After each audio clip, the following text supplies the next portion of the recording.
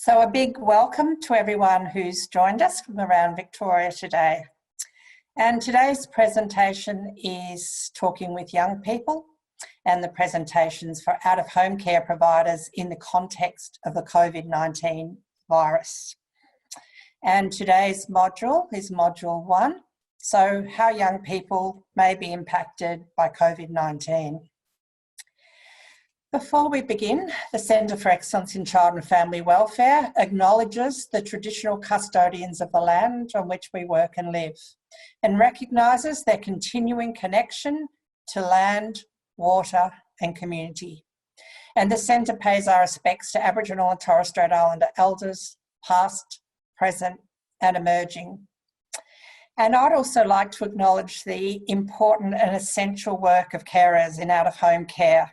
So just to recognise all of you who are listening today and the important work that you do, the amazing contribution that you make, which can often go acknowledged, and particularly during these somewhat stressful times in which we are living. So thank you.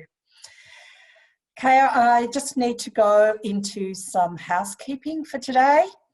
So Oliver Sabaris from the Centre for Excellence in Child and Family Welfare is kindly moderating this session. Hi guys.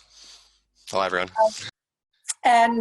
So please feel free to contribute to the session by asking questions through the little chat function or the Q&A function that will be alongside your screen.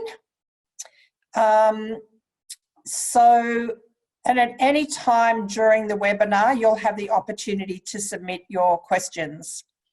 And if you want to ask a question, just type it into the Q&A at the bottom of the control panel, or you can write it through chat. And because we've got so many people participating today, we ask you to put those questions in, and then at the end of today's presentation, any questions that remain unanswered, I'll be able to answer those then. Oliver already mentioned that we'll be recording the webinar and the link will be shared. There are 5 polls, so little question and answer polls that we will be putting up during the session. What we're going to ask you to do at that time is to fill in the poll, then we'll share the answers with everyone, and then I'll just talk a little bit about some of the responses that people shared. The polls are anonymous, so feel free to participate in those.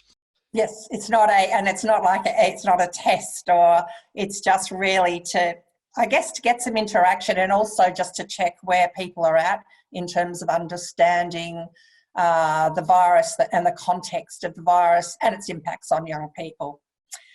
Okay, just to also say that at the end of the webinar, you'll also be directed to a link so that you can register for Module 2 of the webinar, and we'll talk a bit about that at the end.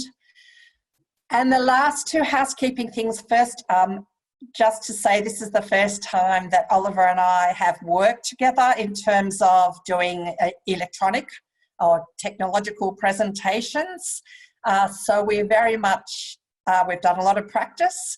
But then if there is a glitch, just bear with us and we'll, it'll only usually take a second or a few minutes at most to fix that, but hopefully that won't happen.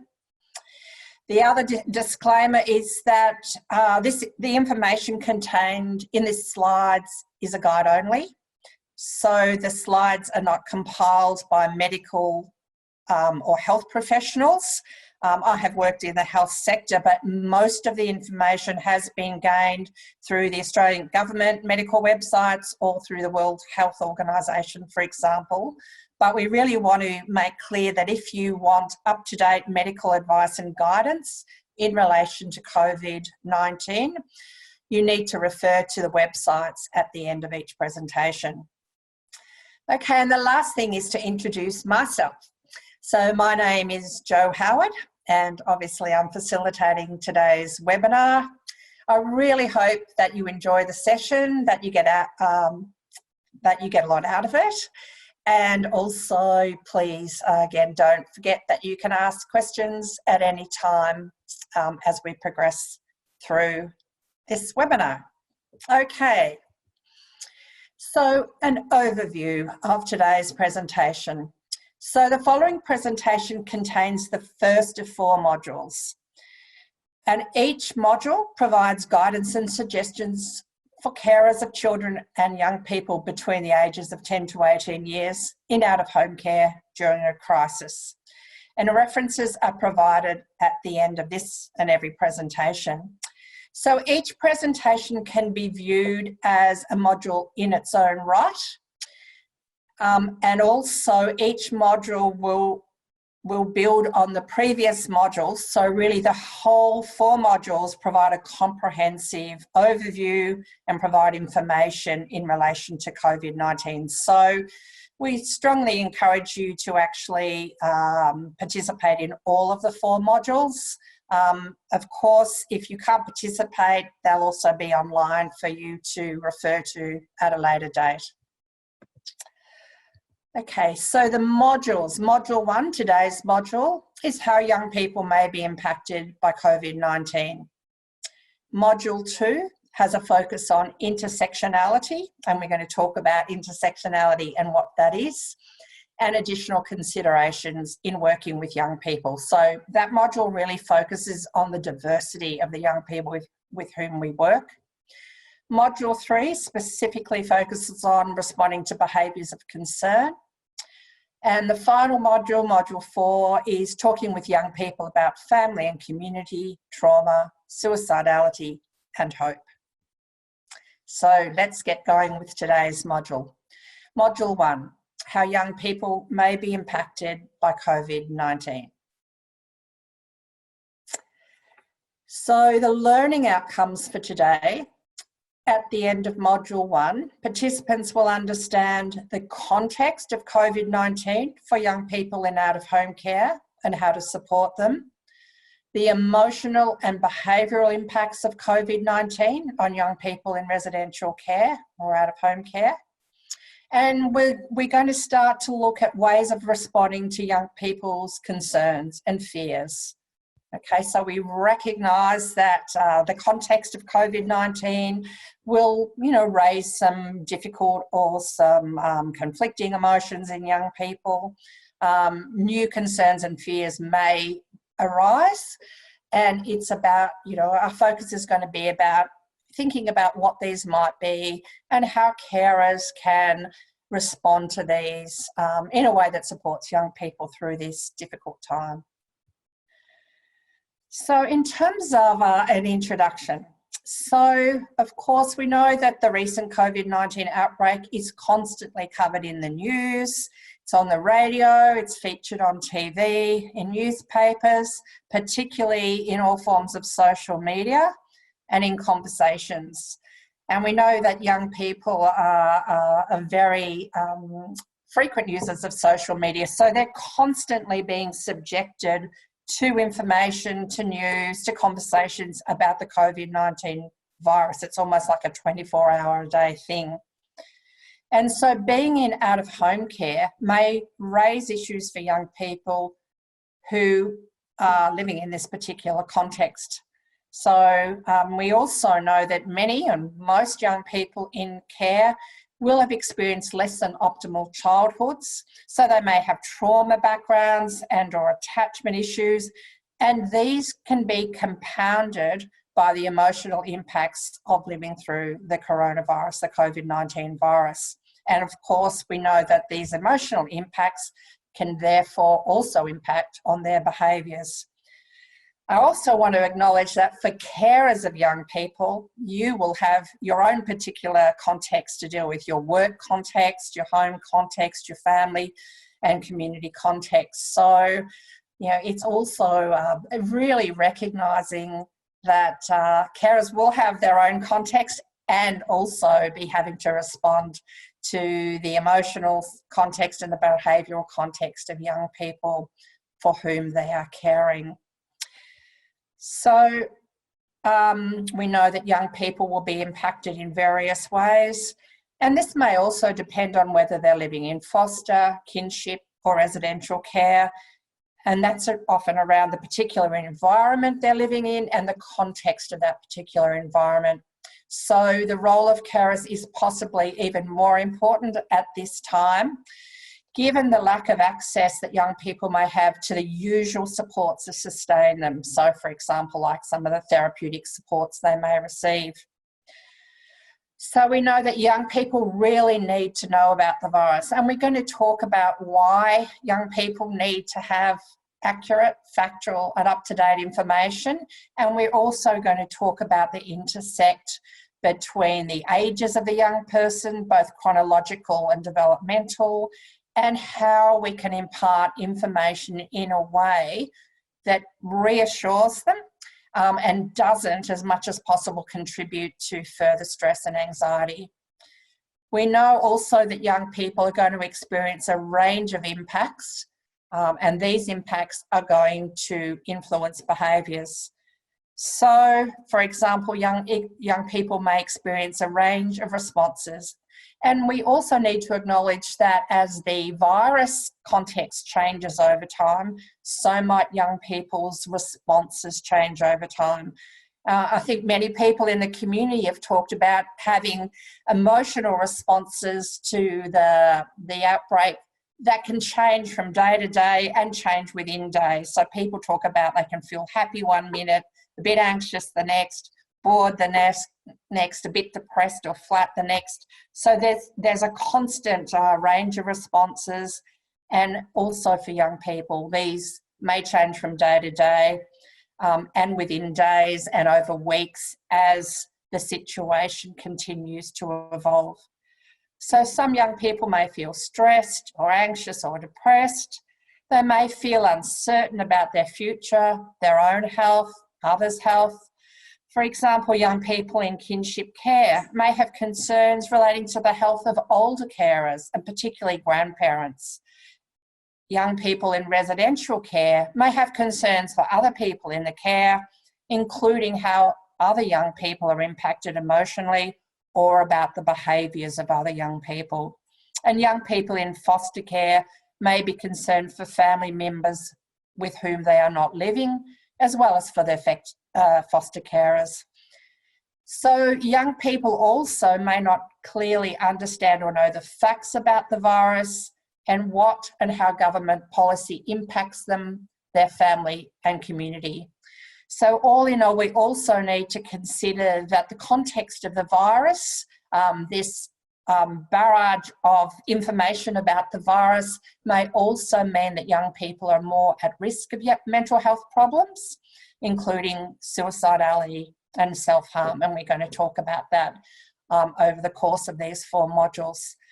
So, I really want to stress the important role of carers in supporting the young person's safety, so physical, emotional, psychological, and also the safety of others, because of course how young people behave has an impact on themselves, on their carers, and it may impact on the safety of others in the community.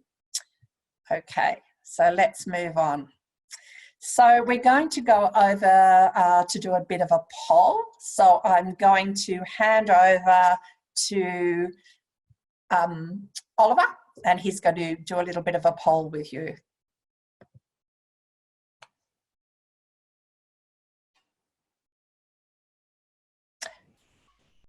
So you have a poll in front of you now. There are 2 questions, and what you need to do is for poll number 1, what is COVID-19, to answer which of those 4 options, you're doing it really well, you think is correct, and the same with number 2. So it's about choosing the most correct or the most appropriate response. So we're going to have a little bit of a look at those. I'll give you a bit less than a minute to do that. Sorry, Joe, there's 3 questions. All good. Oh, is there another one? Okay. Yeah. Okay, I can scroll down and see that. Yes, sorry, what is a pandemic? Sorry, it wasn't coming up on my screen.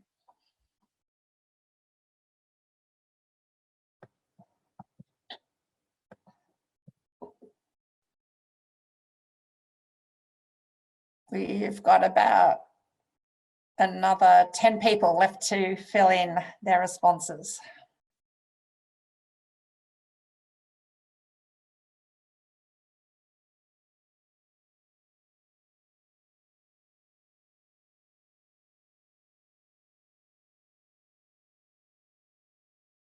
Great.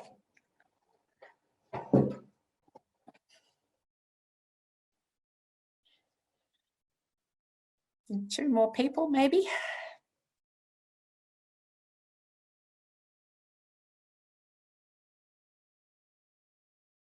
I'm just going to end it at 2 minutes, Joe.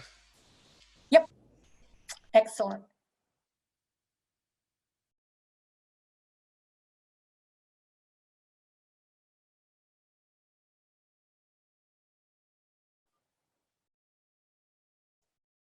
Okay. Thank you, everyone. That's great.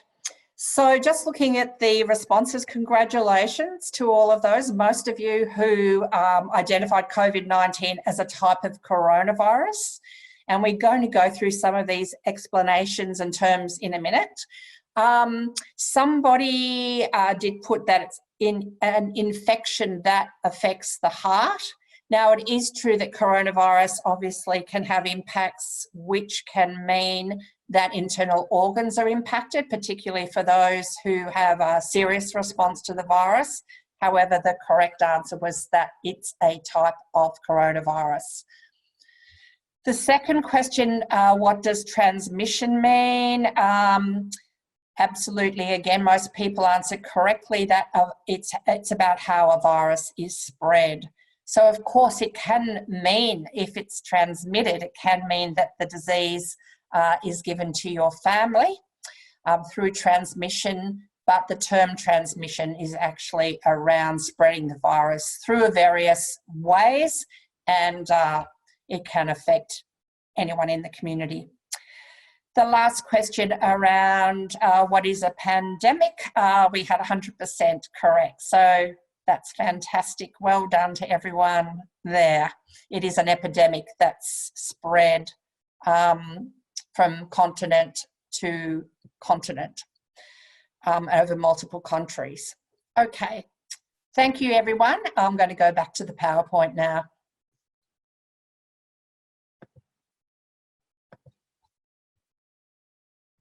Okay, so we are going to spend a little bit of time just looking at the key terms that young people need to understand. And the reason that we're doing this is because of the importance of all being on the same page. And looking at that little poll, we're pretty much there. But just let's touch base with these terms because they're used commonly in the media, in conversations, social media. So it's important for carers to be clear what they mean because you'll be the ones that are speaking with young people. So I'm just going to go through some of these quickly. And I'm going to start with the term coronavirus.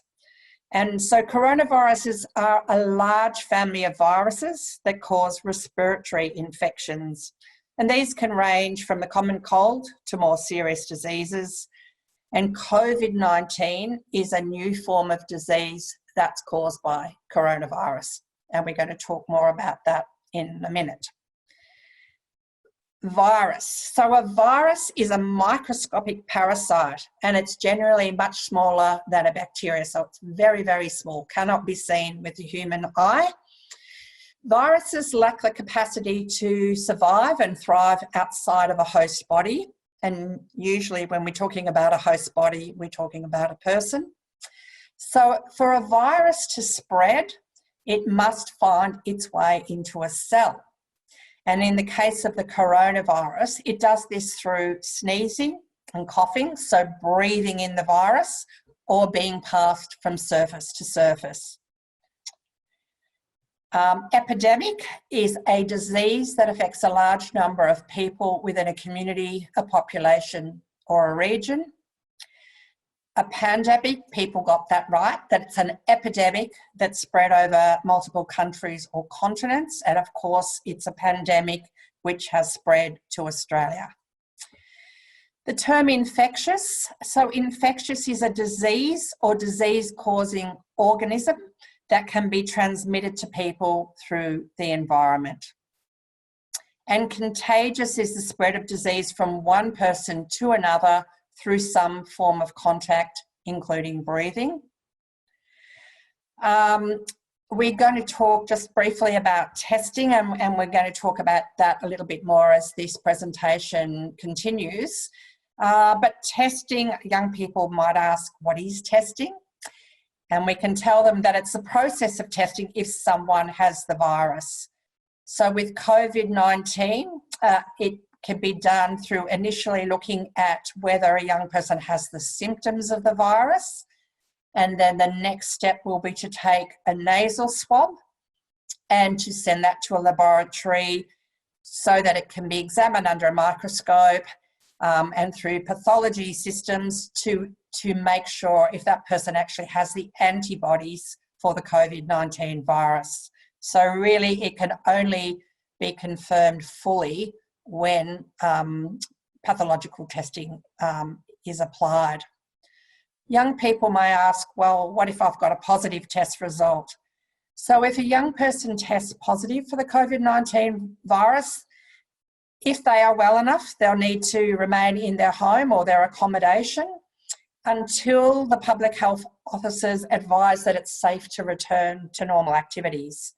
And of course, within their own accommodation, carers will need to think about how to reduce contact from one young person to another, and also the contact that a carer might have with a young person. And we're going to talk about that in a minute.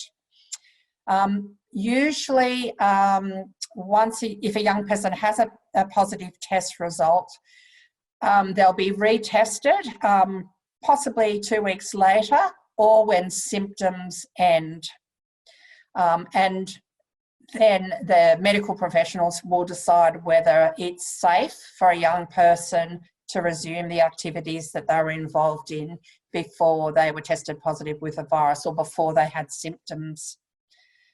If a young person is ill, so has symptoms of the virus, but the test result is negative, it's really important that their symptoms are monitored both by the young person themselves and by their carer, because we know that sometimes there can be a test for the COVID-19 virus, but a young person may need to be retested because the test results can initially come up as a negative. So usually, again, it's about monitoring a young person's health for up to 14 days and just really being mindful to report any new symptoms that the young person has or any symptoms that are re-emerging. So they need to be reported to public health authorities. Okay, we can talk about that a little bit more in today's presentation, but if you have any questions, don't forget you can use your Q&A function or the chat function if anything about what I've said isn't clear. So as people identify, transition is a term that refers to how the virus is spread. People may also ask about the difference between social isolation or physical isolation and quarantine. So when we talk about social isolation or physical isolation, we're talking about the government regulations that require people to not be in close physical contact with others. So this is people outside of the home, and it's about maintaining a distance of 1.5 metres. And that is because scientific evidence has shown that if that distance of 1.5 metres is kept between people, that it really reduces the risk of the virus being transmitted from one person to another. When we talk about quarantine, we're talking about the steps taken for people who have been in contact with someone who either has the virus or may have the virus, so they're exhibiting the symptoms of the virus. And two examples of this that we've seen in Australia are where people have returned from overseas. And I'm one of those people. I came back from New Zealand not too long ago, and I had to stay at home and socially isolate and be in quarantine for 14 days just to monitor my own health. to make sure that I hadn't contracted the virus, and luckily I hadn't. So the cruise ship examples is another one where people have been on cruise ships where they may have come into contact with someone who has COVID-19, or they actually have the virus themselves. So they have to go into quarantine, which means staying at home and isolating themselves from the rest of the world until testing has been done and until they recover from the symptoms of the virus. Okay, so I hope all of that makes sense. The last thing I really just want to talk about in terms of terminology is sanitizer. And when we talk about sanitizer, we're talking about a gel, a liquid, or a foam that's generally used to decrease infectious agents on the hand. So in most settings, hand washing with soap and water is sufficient, but we're going to talk more about young people and personal hygiene and how hand sanitizer can be really helpful for young people, particularly where they're having interactions with other young people and where they might be absconding and having interactions with the external world. Okay, let's move on.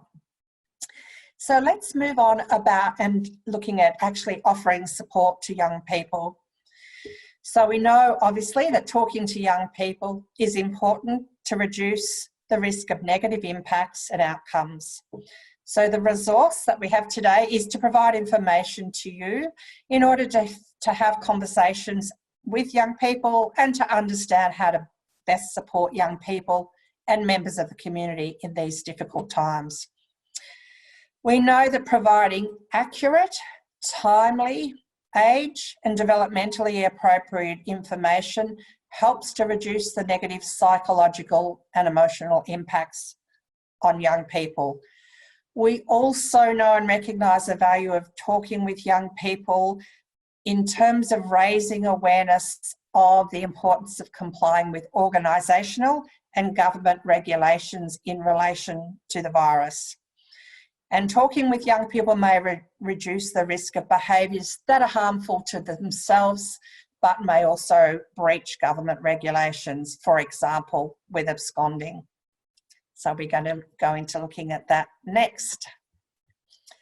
So I'm going to hand over to Oliver again, and we just want to look at a quick poll. The poll is, what are you most concerned about for the young people that you are supporting? And we're asking this question really to get a sense of, what's going on for you. What are you noticing with the young people for whom you care? So I'm going to hand over to Oliver to put this poll up. Okay, so you've got the questions in front of you. Unfortunately, we don't have an open-ended response, but again, we're going to look at the answers and we'll talk about each of those.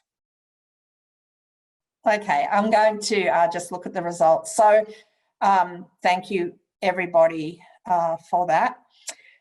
The results that people have entered don't surprise me. Nearly half of participants responded that all of the issues that I've named in the poll are of concern to them. So absconding, anxiety and depression, a little bit of aggressive behaviour, self-harm, suicidality and boredom. So 50% of you identified all these issues. And of course, they're really significant issues for the young people themselves and for those that are caring for them. 4 of you also noted boredom, which is totally understandable.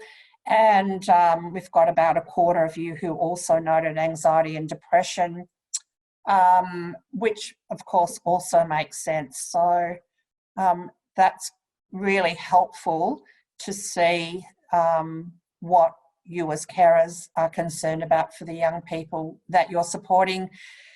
All of those issues are going to be covered in the 4 modules that we're presenting. So it's great to know that the presentation that we have prepared over the 4 modules actually will cover all of those issues. Okay, so on that note, I think that I shall close this poll and move back to the presentation. So some of the questions that young people may have in terms of what they're worrying about. And, you know, some of these concerns and fears, as I mentioned, are going to depend on the age, both chronologically and development of young people, and we're going to speak about that as well. So for some young people, what is the coronavirus? So trying to really understand what is that virus? What does it mean? How did the virus start? How can I catch the virus? What if I get the virus? What's going to happen? What's going to happen if I get sick? What happens if I get tested because I'm sick? How will the virus impact my care and living situation? Will it impact my friends, family or carer? Is everything being done to stop me getting the virus? How long will isolation last? How long will the virus be an issue? Some young people may ask, can pets and animals be infected? Can they infect me? And I think the last question is also significant because we know for a number of years, the media has really been covering climate change, global warming, and that has raised its own experience of anxiety and depression for young people. It has really impacted a lot on young people. Then recently we had the Victorian Australian bushfires. That was another thing that young people had to deal with, seeing that constantly on the media and how that intersected with the issue of climate change. And now they're faced with this new COVID-19 pandemic. So young people may have almost existential questions. What's happening in the world? How do I make sense of all of the things that are happening right now?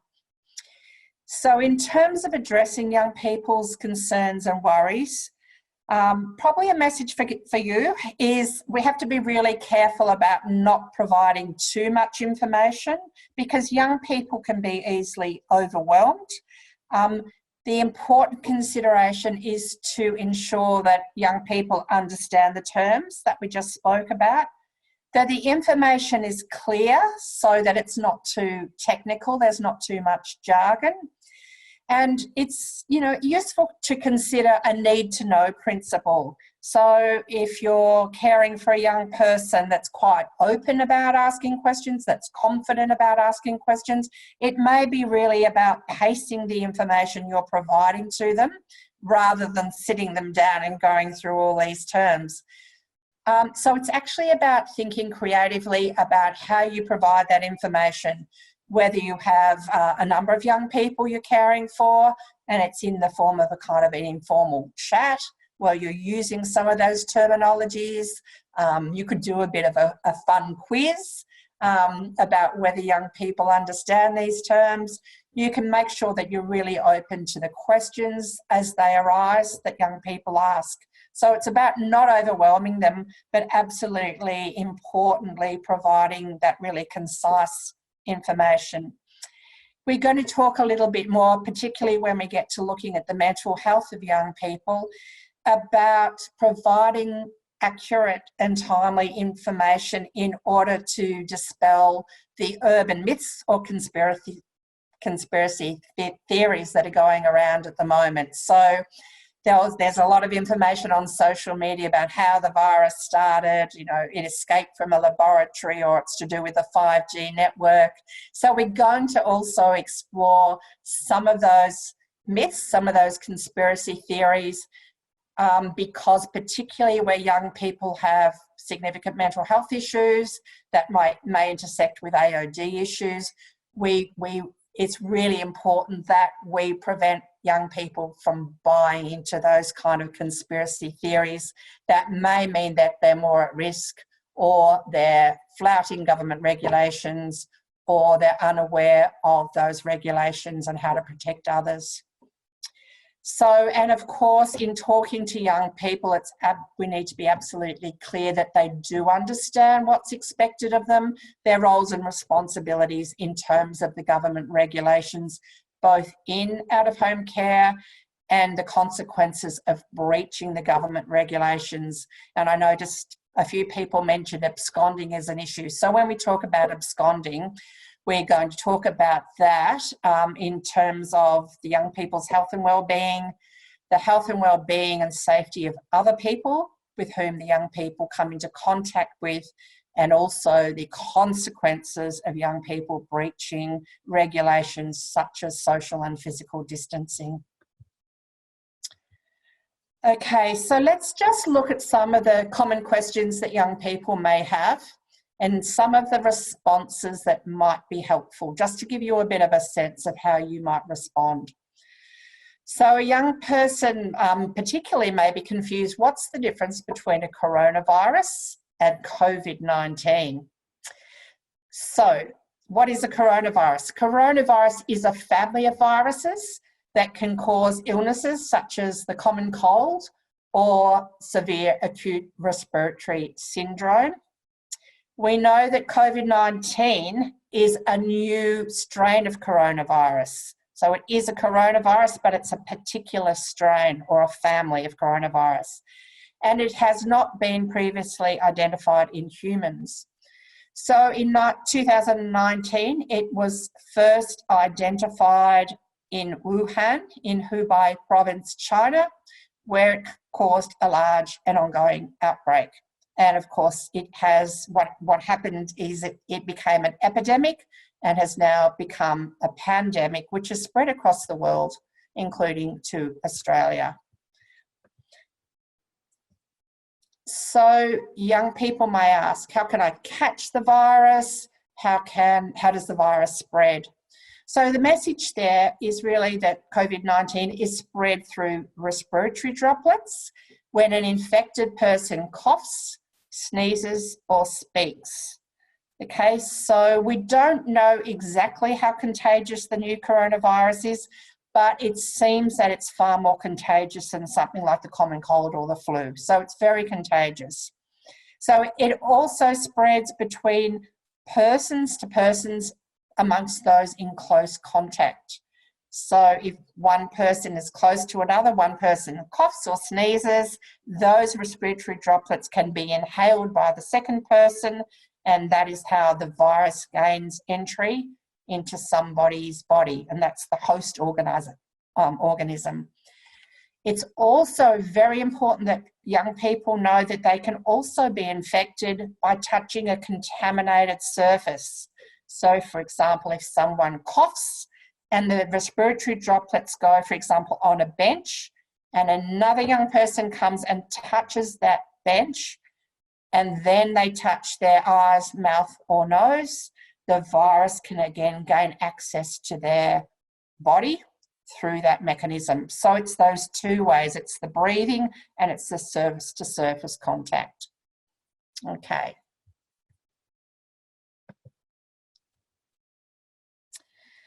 So young people will ask, how will I know if I have the virus?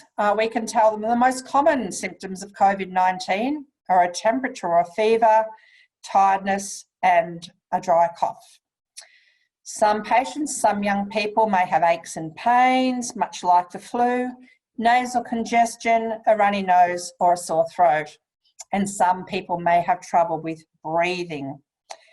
So the symptoms may indicate a person has contracted the virus, but young people will need to have a test that is then sent to a laboratory in order to fully ascertain if it is COVID-19 or possibly just a bad cold or a flu.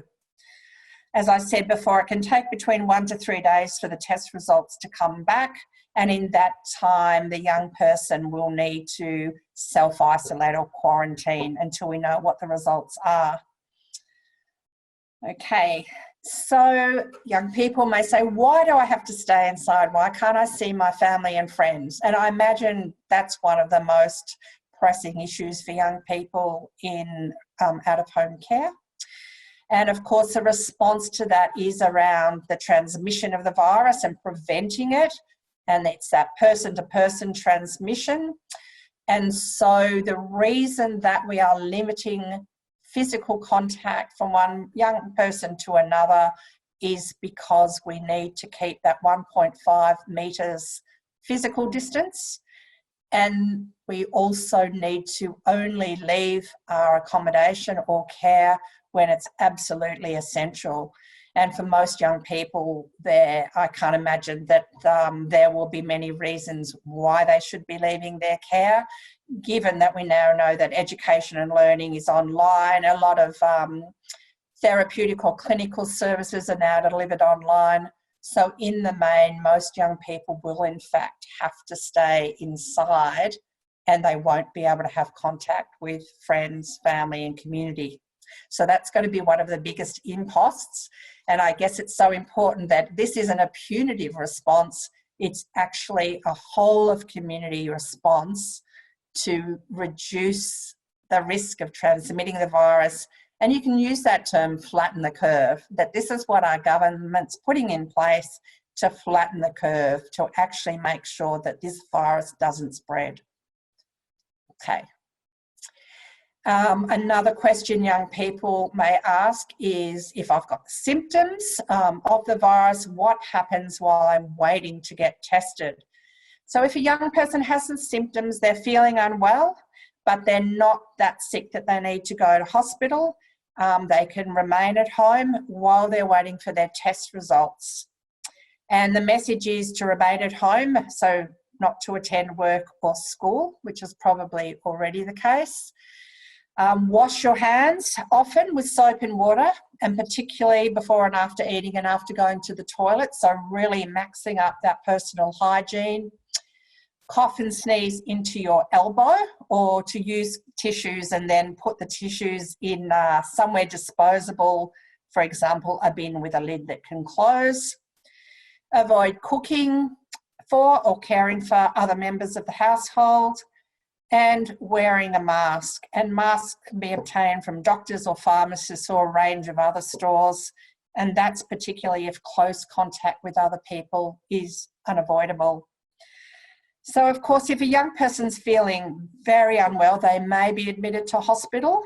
However, in general, the data indicates that older people in our communities are the ones that are most likely to get the virus and are most likely to be more severely affected by the virus. However, this doesn't mean that young people are off the hook. We absolutely need to recognise that young people do get the virus, and importantly that they can transmit the virus.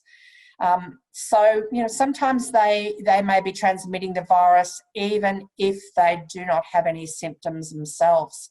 And that's an important message to give to young people.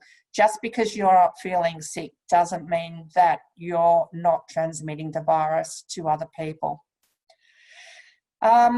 Just a little word on hygiene. So we know that adolescence as a developmental stage is also synonymous with young people having a little bit more lax personal hygiene. So maybe not showering as often, not paying attention to hand washing, not cleaning their teeth. So more than ever in the context of COVID-19, we need to really emphasise the importance of hand washing and additional attention to hygiene. So something that you might want to think about is how you are going to get this message across to young people, you know, in recognition that they may not be paying that great attention to personal hygiene. Again, when young people have been through trauma, they may not prioritise self-care to the degree that other young people may. So it's about really getting that message across and getting young people's compliance.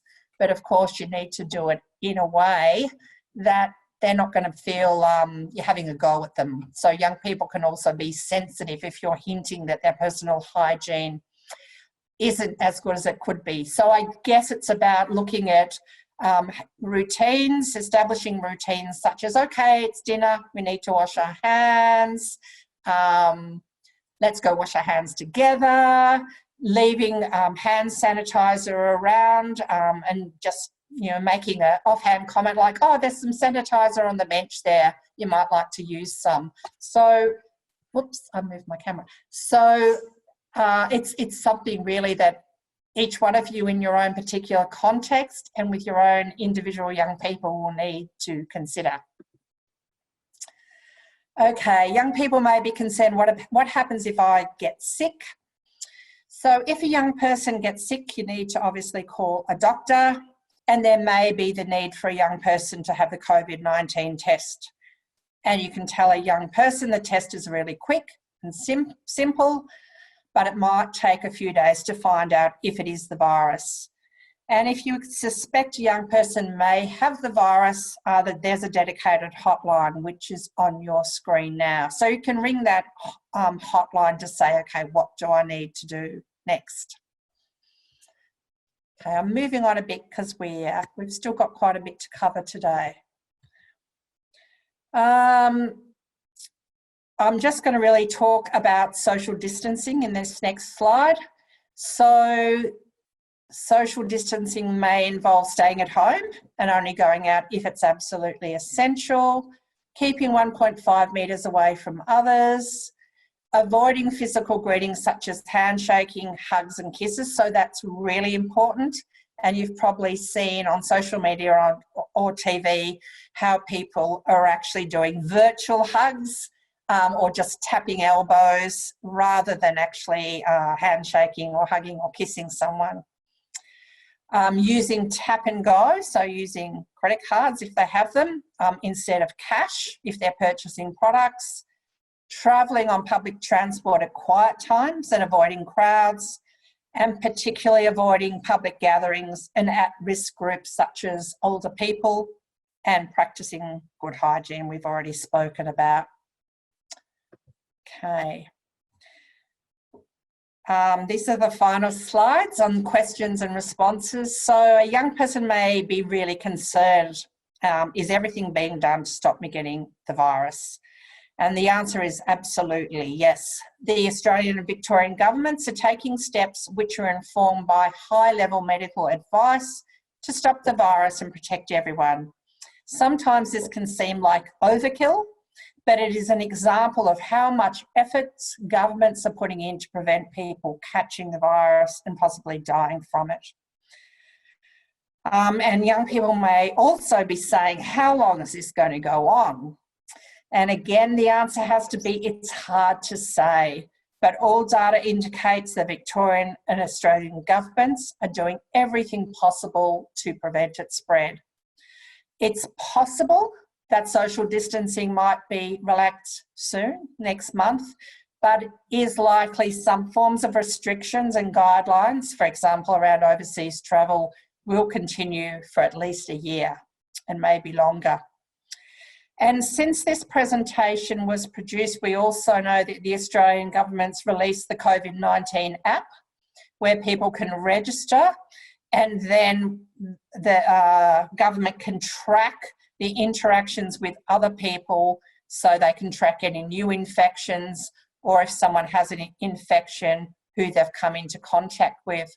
So with carers, I'd really emphasise carers raising this with young people. Most young people have smartphones, explaining why the app was introduced and how a young person can download it. And that will be particularly helpful where young people are absconding from care. Pets and animals. So we do know that it seems the virus originally started from animal to human contact in China's wet markets where live and dead animal products are sold. But this doesn't mean young people have to be scared about being infected by animals. So the message again is it's safe to eat animal products and to have contact with pets. There's no evidence that patting a dog, for example, or petting a cat will mean the virus will be transmitted from an animal to a human or vice versa. So there's more scientific work going on to establish the origins of the virus, but at this point in time, the message for young people is no, you can't be infected. Again, we need to emphasise the importance of good hand hygiene and personal hygiene when coming into contact with animals. And I think I've already really spoken about the climate change and the bushfires and COVID-19. I think the most important thing is to really recognise the impact of these three events or situations on young people, to recognise that they can be anxiety provoking, they can make young people feel scared and overwhelmed. It's important to say that, you know, there's a lot of really good things happening. There's a lot of resilience. Governments are working together on this. We'll get through this time, and I'll help you. As a carer, I'll be helping you to get through this. Okay. So there's some resources for answering the young people's questions, the questions that we've just discussed, and you can go back to these links after the presentation. So we're going to finish today by really looking at COVID-19's impact on young people. So we know that some young people may not seem impacted at all. They just might seem to be going about their day-to-day business as usual without displaying any particular emotions or behaviours. Other young people may seem greatly impacted.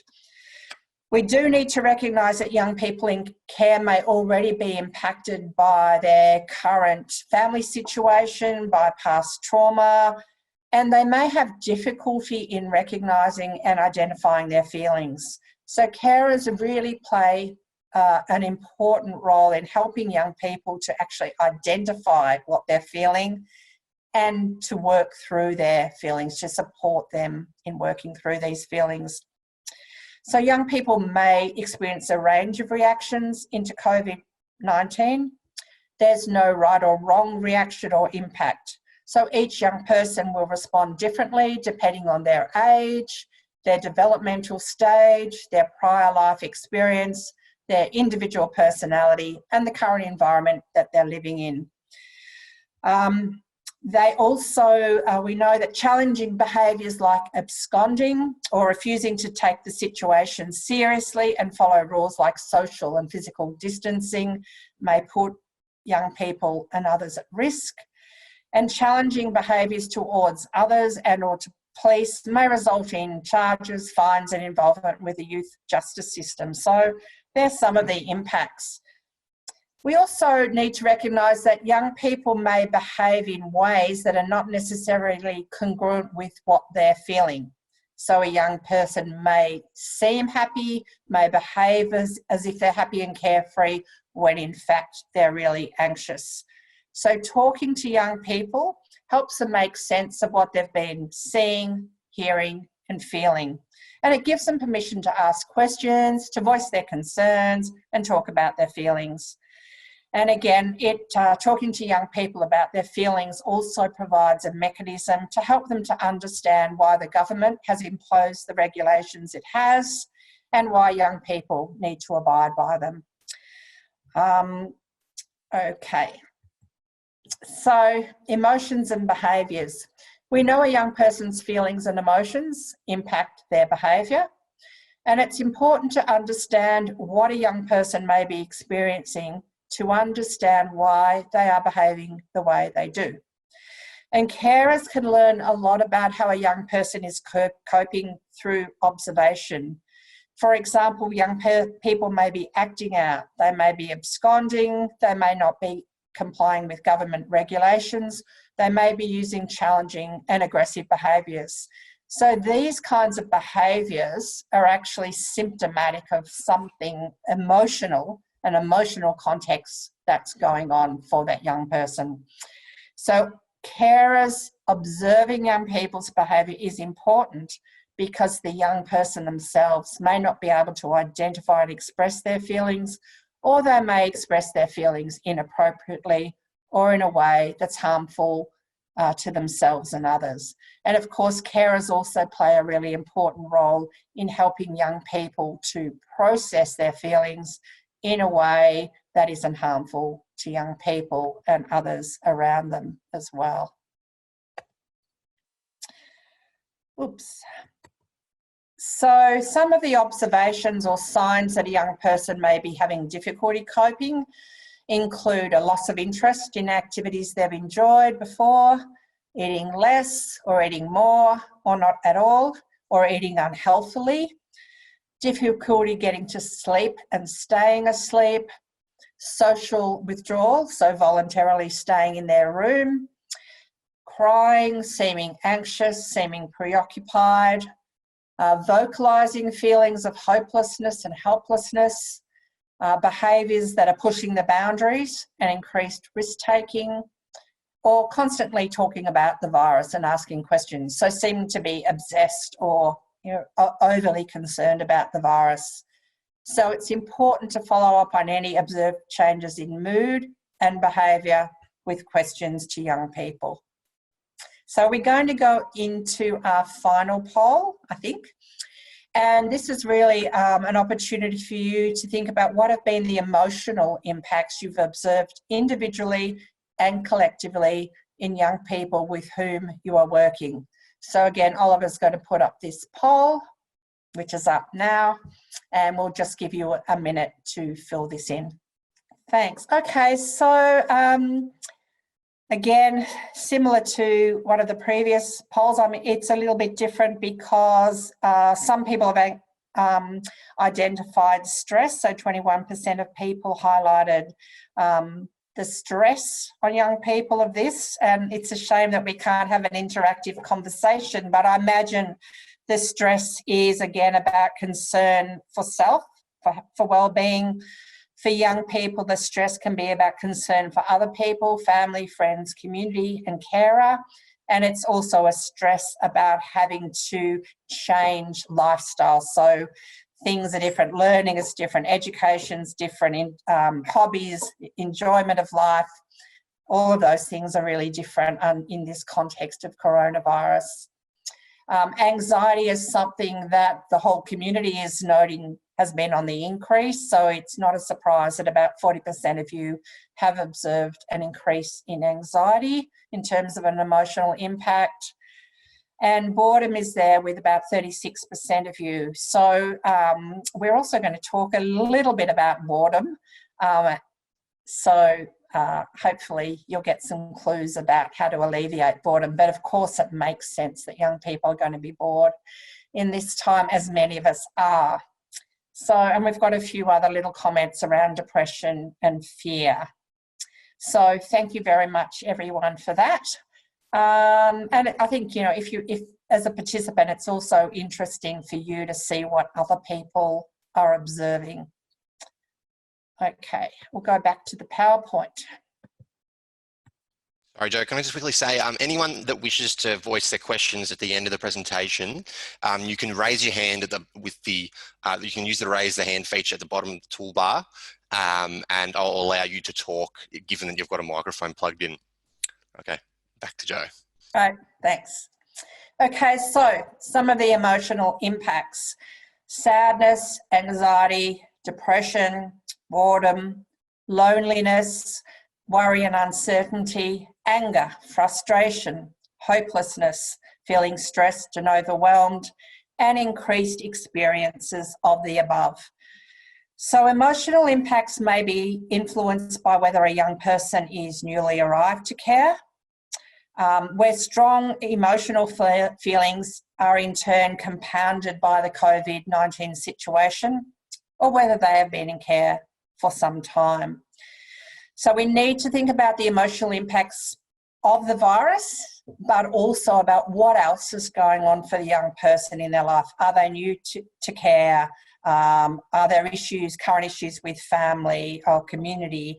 Are there any issues within the actual accommodation itself with another young person? So what's going on for them that's independent of COVID-19, and then how COVID-19 can actually further impact any emotional impacts that are existing.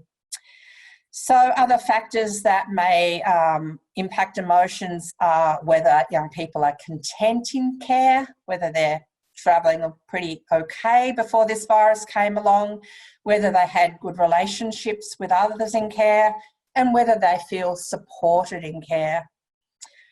So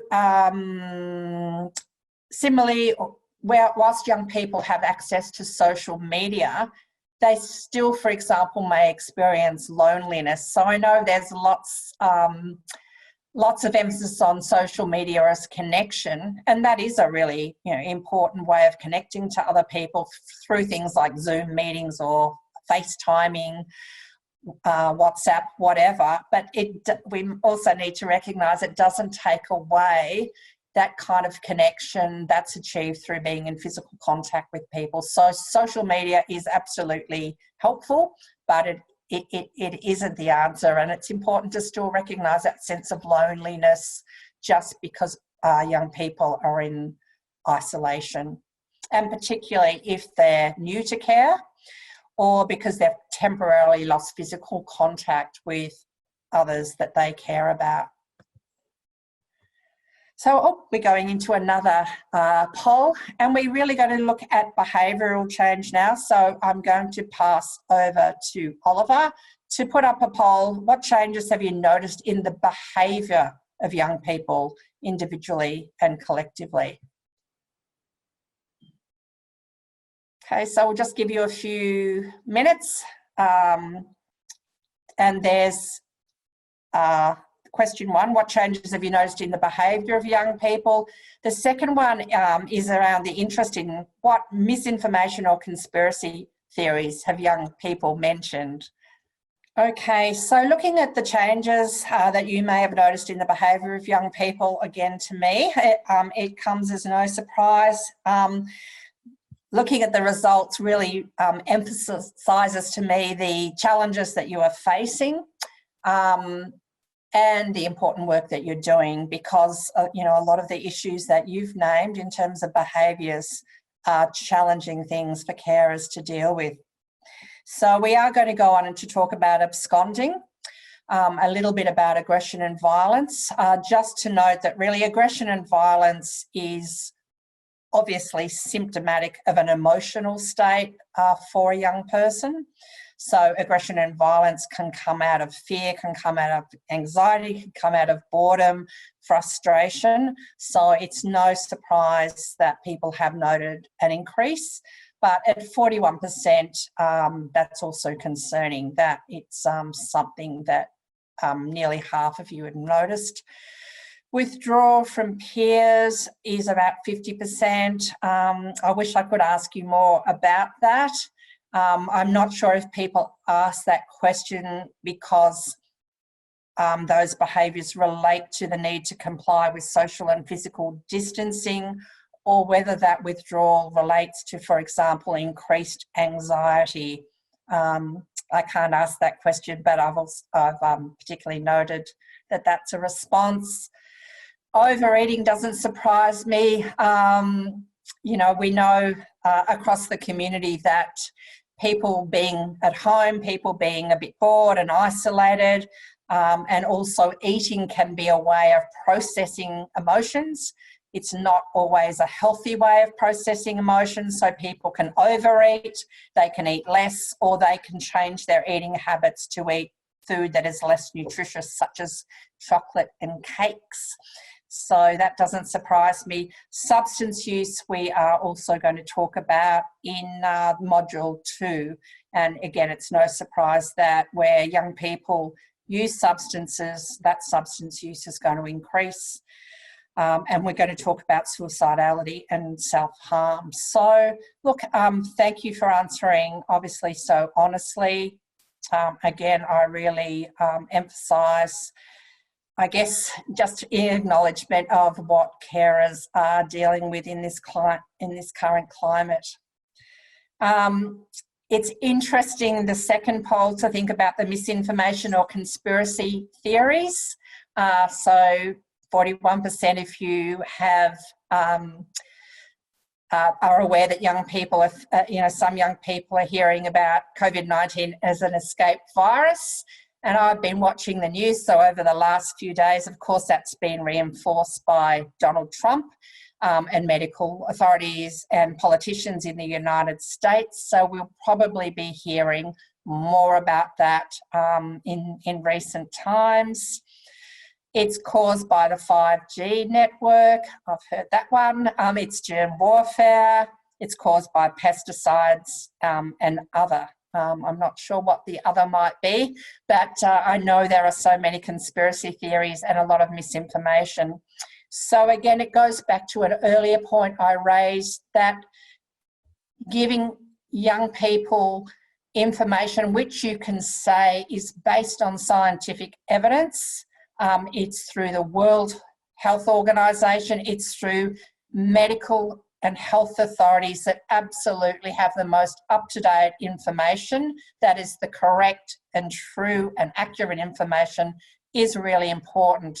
Because if young people buy into these conspiracy theories or misinformation, they are less likely, possibly, to comply with government regulations. They're more likely to put themselves and others at risk, and they're more likely to be affected adversely at an emotional and behavioural level. So making sure that they have the right information, whether it's verbally through conveying that information, also through providing written information that might be in your accommodation that they can look at, and having conversations is going to be really important for young people. So thank you for that. I'm just going to go back to our presentation now. And we've got about another 15 minutes. Okay, so some of the behavioural changes I've also noted are young people may be more clingy. They may be aggressive, so exhibit aggression, which people have raised. And we also know that where young people are using substances, that some of these substances may in turn compound aggression. So, for example, particularly ice, methamphetamine, we know that that can actually support aggression. So it's both the response to the COVID-19 virus and the substances that they are using that may contribute to increased aggression. And aggression can include threats and violence against others, both in care and external to care. And it's really important for you as carers to recognise that sadly young people may also increase their aggression against carers. I've done a lot of work with adolescent violence in the home. We already know that carers of young people may be more at risk of aggression and violence from the young people for whom they care. In the context of COVID-19, that risk of being the recipient of violence and abuse may be increased. So young people may be using, taking out their aggression, their frustrations, their anger through behaviours, negative behaviours against their carer. And these behaviours may be about acting out difficult emotions. So we're going to talk more for the last part of today about helping young people identify and constructively express emotions. Obviously, we want young people to be safe themselves, but also to be aware of behaviours that make other people unsafe, both in care and in the outside world.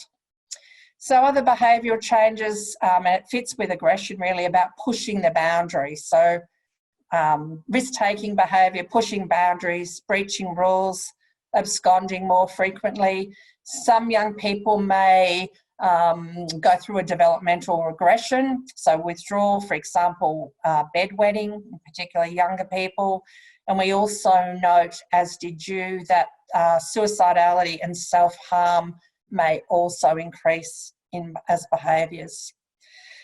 So this is our last poll, which I'm going to hand over to Oliver to do, which is young persons' response to COVID-19. There are two questions. Are the behaviours of young people putting themselves and others at risk? And do young people understand current government regulations in relation to COVID-19? Okay, so thank you everyone for participating in those polls. It's kind of sad to see that 63% of you did think that the behaviours of young people are putting themselves and others at risk. I know in many ways that goes with the territory in terms of supporting young people in out-of-home care, but clearly that overlay of the COVID-19 virus would be, I'm sure, increasing that risk.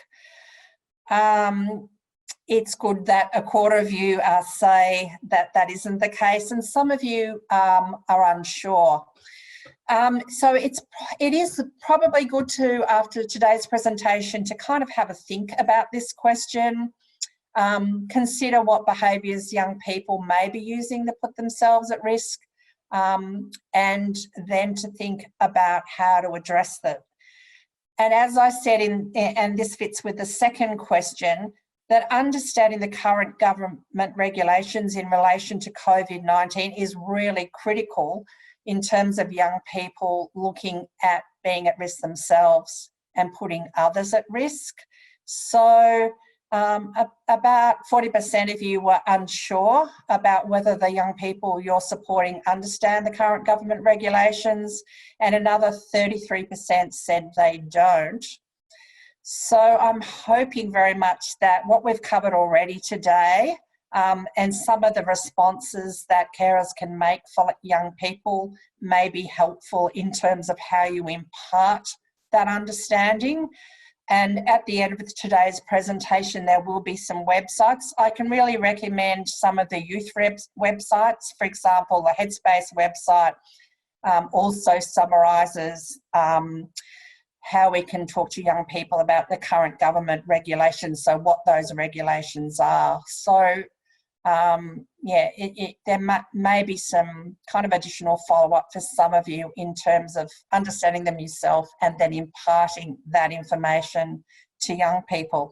I also acknowledge that's really tricky to do. Young people might not particularly be interested in understanding the government regulations, let alone complying with them. So it is a big job for you to impart that information and also to address the behaviours of young people that put themselves and others at risk. Okay. So that talked about this. Okay, so there are, many of you will already have really great skills in terms of responding to young people in terms of emotions. So respond to young people in a supportive way, to listen to their concerns, and also to recognise that during this time of the COVID-19 crisis, young people might need some extra attention. So to listen to them, to speak kindly to them, to reassure them. People have raised boredom as an issue that young people are experiencing, and play and relaxation are really important. So the Headspace website actually has some great ideas about how to help young people to relax, to play, how to help with young people's boredom, so activities that they can do. And some of these may be really difficult for young people in out-of-home care, but there's lots and lots of ways to be creative, and that Headspace website also gives some example of those. We know that social media can be used, for example, to create online parties, such as Zoom parties, doing things like fancy dress parties, performances, music performances, both within the house if there are numbers of young people in care, but also external to care. And play and relaxation is really helpful for young people because it counters the effects of the difficult emotions that they may be experiencing. So it can help to distract them. When they're not playing, when they're not active, they may be more inclined to really focus on the COVID-19 virus and what's happening. So relaxation can include things like in-house meditation, yoga, mindfulness, or exercise classes. And there are some really great apps, and I've put up on the PowerPoint that Smiley Minds is a really great app. So actually I really encourage young people to get into thinking about meditation and mindfulness. You might decide to do that with them, which is really helpful for you and for them as well.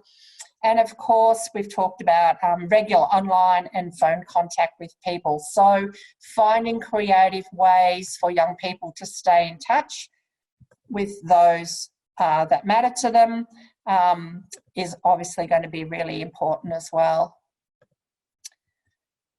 Okay, so I'm trying to... One of the things that is really important to consider as well is providing regular routines and schedules. And those routines and schedules can go a bit by the wayside in times like this, and particularly where young people aren't going off to school or to learning. So some of the things you can think about in terms of routines might be around hygiene. So we're going to get up and the first thing we're going to do is wash our hands. It might be relating to meals, helping with meals, cleaning up. Exercise is so important because it's a routine, but also that we know that physical exercise can counter the impacts of depression and anxiety. Learning is going to be part of young people's routine, however that occurs.